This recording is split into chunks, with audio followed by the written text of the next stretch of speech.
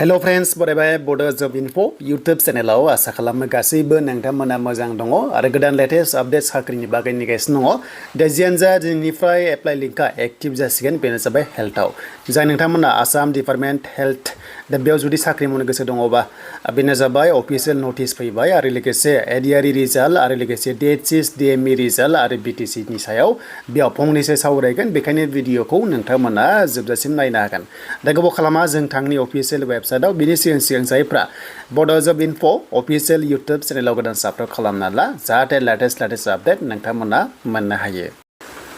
So दायो जों फैबाय अफिसियेल वेबसाइट DHS आव आरो बेयाव थांनाय बाराव कम्बाइन एग्जाम जादोंमोन बेनो जाबाय DHSFW आरो AYUSH आरो लोगोसे DHSFW दा बिनि टेक्निकल आरो नन टेक्निकल रिजाल्टआ फर्स्ट सप्ता अक्ट'बराव फैसिगोन।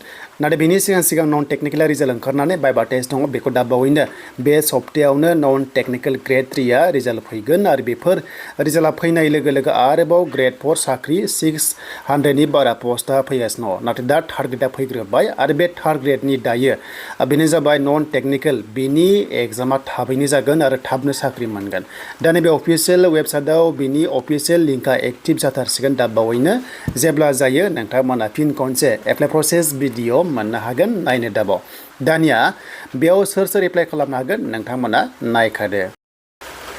दा बे जाबाय अफिसियेल नटिस ग्रेड 3 लेभेलाव दिनैनिफ्राय लिंकआ एक्टिभ आरो बिनि लास्ट डेटआ 21 सेप्टेम्बर आरो बे एग्जामा नोंथांमोननिया थाबैनो जागोन एकदम थाबनो जागोन नन टेक्निकेलाव बेखायनो पस्टआ 191 हरबावदों।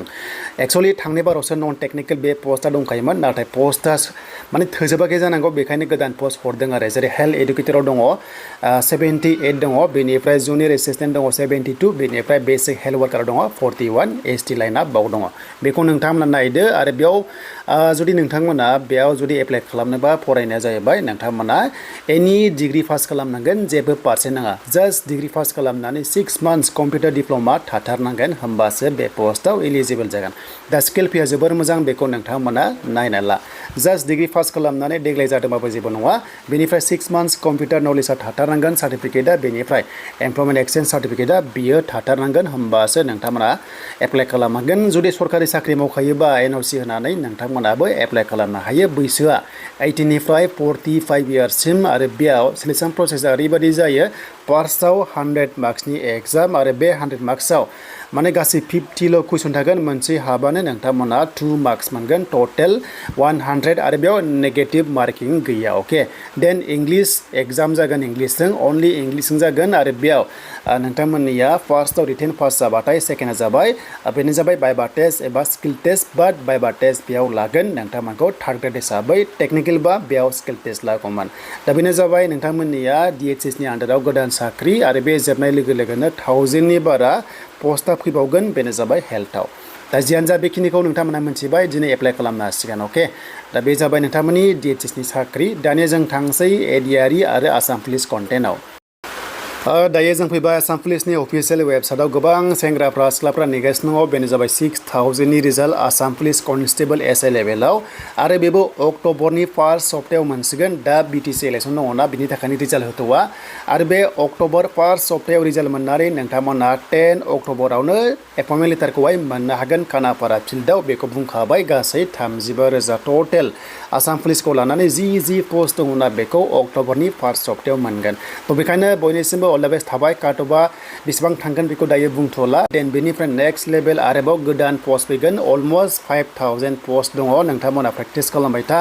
बाथ्रा जाबाय 2026 नि एप्रिल दानाव इलेक्सन दङ नैबे मार्च दानाव MCC नांगोन बेखायनो बेनि रिलिया जानुवारि फेब्रुवारियाव माने कमप्लिट जानानै अके माने बेनि रिलिया जानुवारि फेब्रुवारियाव कमप्लिट खालामनानै नोंथांमोना मार्चनि सिगांनो साख्रि मोनगोन अके। थ' बेखायनो प्रेक्टिस खालामबाय था टेनसन दाजा गुबुना जि बुङो बुंथों नाथाय प्रेक्टिसाव थाबाय था नोंथांमोना हरखाब भेकेन्सि मोनगोन आरो थाबनो रिलिया कन्डाक्ट खालामगोन।